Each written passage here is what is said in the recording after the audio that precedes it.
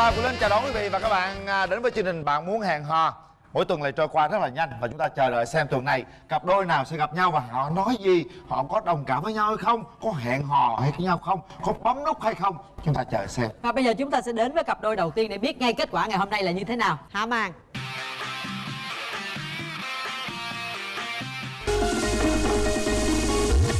Còn bạn nữ có thích quen đối thủ của mình hay không? Dạ có thể em hỗ trợ rồi em lấy khách hàng về bên em cũng được đó. Đó. Mời chàng trai.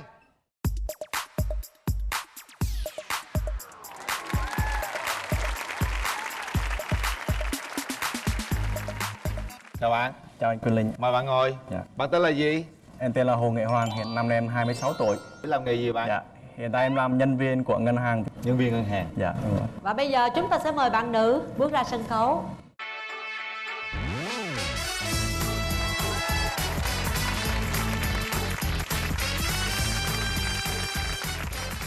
Dạ em xin chào anh Quyền Linh, chị Cát Tường, bạn. cùng chơi và tất cả quý vị khán giả đang có mặt tại trường quay à.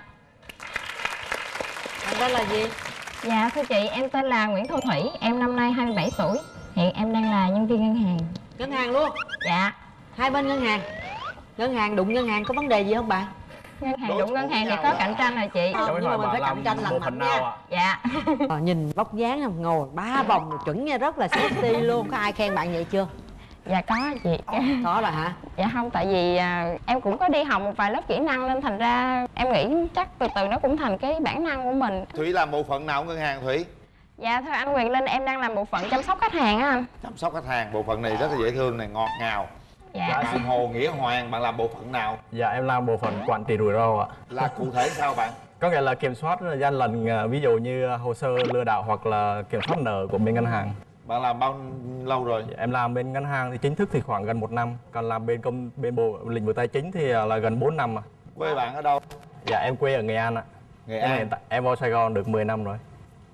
Rồi ở đây với ai? Dạ, em ở với anh chị ạ. Bạn sơ là khoảng mấy mối tình? Dạ, em khoảng 2 thôi ạ. Khoảng 2 mối tình. Dạ đúng rồi. Bạn có thích quen đối thủ cạnh tranh của mình không? Dạ có nghĩa là bổ trợ cho nhau. Ví dụ như công việc của em thì cần tiếp xúc nhiều thì bạn nó sẽ hỗ trợ cho em là sao đối thủ mà sao hỗ trợ được? có nghĩa là bạn nữ làm bên bộ phận chăm sóc khách hàng, còn em làm bên bộ phận quản trị rủi ro. Thì ví dụ em cần liên hệ khách hàng mà em muốn nó giao tiếp giỏi hơn thì em cần nhờ bạn hỗ trợ thêm.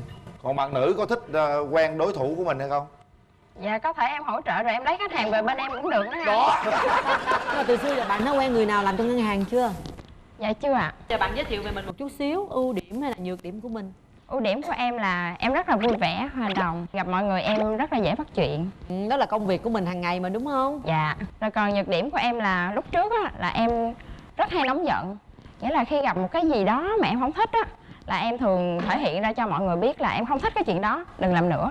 Nhưng mà bây giờ em đã biết cách tiết chế cái chuyện đó. Nghĩa là trước khi mà mình mở miệng mình nói một cái gì đó là em sẽ thở 5 giây đã rồi em mới bắt đầu em nói. Giống như là uống lưỡi 7 lần trước khi nói. Dạ đúng rồi.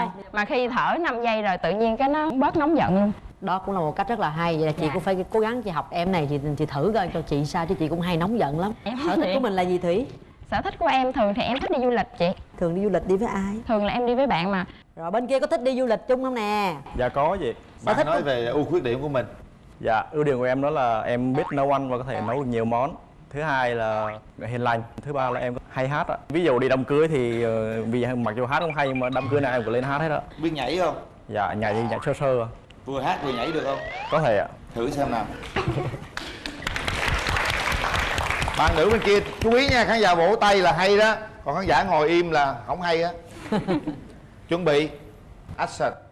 Rót mai những chén chua cay này, lêu bêu như gã su ca buồn, lang thang bước với nỗi đau, với trái tim ta tật nguyền, buồn nào đưa ta qua bao nỗi đau thương này.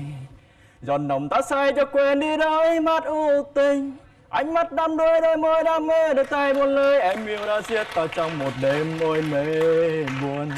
Vì yêu em nên ta đã hoa ngây ngô rồi, mỗi sáng mỗi tối ta điên ta say với bóng men. Đã thế những nỗi đau thương chua cay đâu không ai hay, khi xưa em bước theo tình vui kia đi rồi. Nào ngờ đâu em quay lưng coi ta quá đau buồn, giữa quãng đời làm người tình si quá. Nửa bài được. Nhảy hay quá. nhảy dữ dội luôn. Bạn nữ mà thấy hết hồn hú hồn luôn. Nãy giờ Thủy mặc dù không có nhìn thấy nhảy mà Thủy nghe giọng hát này cảm nhận về bạn trai bệnh như thế nào? Em nghĩ là bạn trai rất là chịu khó hát đó chị. Rất là chịu khó hát, bạn cũng rất là chịu khó nghe. Dạ. Mình có biết hát không? Dạ em hát thì cũng không hay nhưng mà em cũng lâu lâu em cũng hay hát. Rồi biết nhảy không? Dạ em cũng có học nhảy. Rồi mình làm lại mình Nhưng mà hiện giờ em mặc váy vậy thì em khó nhảy lắm chị. Ủa, tại vì đi nhảy phải mặc váy chứ, muốn mặc gì nhảy? tại bình thường em học là em học sexy dance, em nhảy quằn quại lắm chị ơi. Vậy quằn quại đại đi. Làm thử một khúc đi. Một đoạn thôi nha chị. Đúng Tại rồi. vì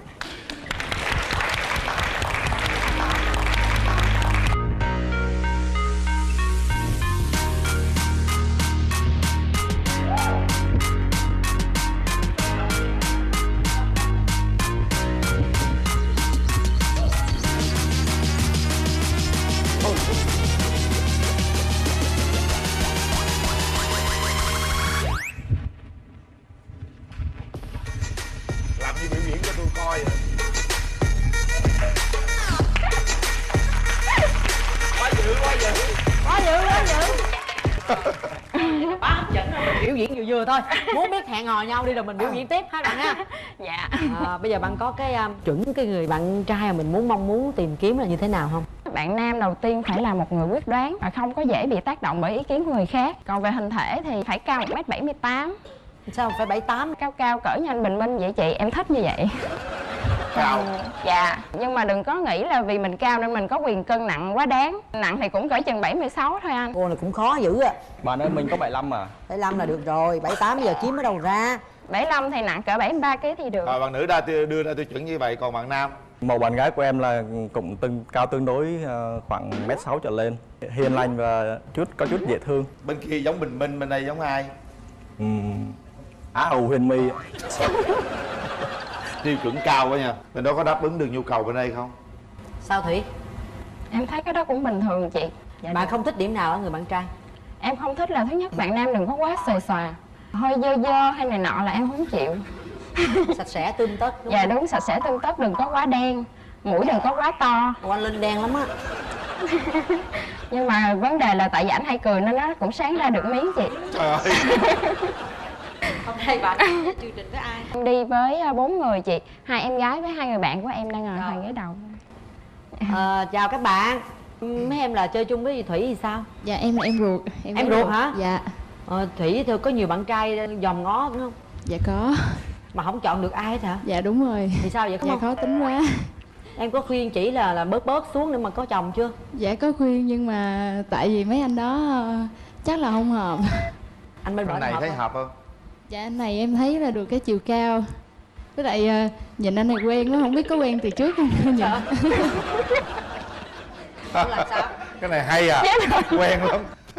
Trời ơi, mất công để tham gia chương trình được. Quen không? Dạ có quen gì trên truyền hình nhỉ? Đó. Sợ quen cô kia trước kìa. Thì đó. Cao 1m75. Dạ 1m8. Cái gì? 1m8 gì? Sao nãy mới nói 75? Không 75 kg gì? 75 kg cao 1m8. Đâu đứng lên thử coi. Có nói thách không? Cũng thường thôi mà. Không em cao hơn chị được rồi gì? Chứ không lẽ lùn hơn tôi. Ngồi xuống đó đi. Dạ. Cũng dễ thương để vậy. Được lắm. Rồi, như vậy là hợp rồi. Chúng ta sẽ kéo màn lên để hai bạn ấy cảm nhận về nhau. Kéo màn. Nó sẽ có 2 phút để cùng trò chuyện, nhìn thẳng vào mắt nhau và quyết định có hẹn hò hay không. 2 phút bắt đầu. Quen không? Cũng may là không quen. Ánh mắt yêu thương ta trao phút giây ban đầu. Chào bạn. Lạ nhỉ, ấn tượng nhỉ. Nếu như hôm nay mình và bạn đồng ý hẹn hò thì mình mời bạn tối nay đi nhậu được không bạn? Mình thì mình không thích đi nhậu, mình chỉ thích đi ăn uống hoặc xem phim cà phê thì được. Thực ra mình cũng không thích con gái đi nhậu đâu. Nếu vậy sao bạn mời? Không đó là mình thử ra. Thử lòng, thử lòng. Mời còn 4 cô kia nữa kìa, ngồi dưới nữa kìa. Mời có 1 người à. Cái ấn tượng của bạn trước khi mà kéo màn lên với sau khi kéo màn lên nó có khác nhau nhiều không? Về mình á. Cũng như nhau. Cái là hay lúc chị Cát Tường giới thiệu là bạn nó có 3 vòng, lý tưởng là mình cũng muốn nhìn qua để xem nhưng mà tại vì quy định chương trình là không cho nhìn nên là đợi giờ mới nhìn được. Muốn nhìn 3 vòng nữa hả? Cuối cùng giờ nhìn thấy là sao? Y như chị Cát Tường khen à. Hạ bớt cái chuẩn gì hoa hậu xuống giùm tôi cái nha. Thực tế một chút xíu thôi mới cưới được vợ ha. Mình nói chuyện về tương lai đi, thí dụ như đến hôn nhân thì sẽ như thế nào, có mấy con, tiền bạc ai quản lý? Mục tiêu của mình thì khoảng năm nay hoặc là cuối năm sau cưới thì không biết là bạn thì như thế nào ạ? Tìm hiểu đủ thì cũng phải 2 năm. Cuối năm sau thì được không? Cuối năm sau thì nếu mà hợp nhau thì có thể được. Nếu lấy nhau thì sinh mấy cháu? Dù gái hay trai chị hai là đủ ạ. Em thì chỉ 1 nam 1 nữ là được rồi anh. Làm ngân hàng, vậy thì ai sẽ quản lý tiền? Theo em thì vợ sẽ quản lý thì dễ hơn, mà nếu như vợ quản lý nhưng mà chồng lại cũng có một phần riêng ạ. Vợ quản lý mà chồng có phần riêng là sao? Có nghĩa là đi đâu đó thì tự mình bỏ ra chứ không phải là kêu vợ đưa, hoặc lúc mà cấp bách quá không có vợ đó thì em tự chi trả được. Thường thì tiền bạc là phải do vợ giữ đó chị. Còn cái khoản riêng đó thường thì là không được đó. Thôi bây giờ mình nói một câu tình cảm đi rồi mình quyết định bấm nút. Thì cảm nhận đầu tiên của mình về bạn là vui vẻ hay cười. Thì mình rất thích, cũng thích khoảng 80% ở bạn. Thì còn nếu như còn khoảng 20% thì mình sẽ tìm hiểu sau ạ. Được không ạ? Được, mình rất thích cái chuyện đó. Còn cảm nhận về bạn thì mình thấy là bạn cũng hiền lành, nói chung là thích hát biết nhảy, là thấy là không phải là người sống khép kín rồi đó. Nói chung là phần còn lại thì chúng ta sẽ tìm hiểu sau. Rồi, bây giờ chúng ta hãy suy nghĩ nha. Có quyết định là bấm nút hẹn hò với nhau hay không? 1 2 3.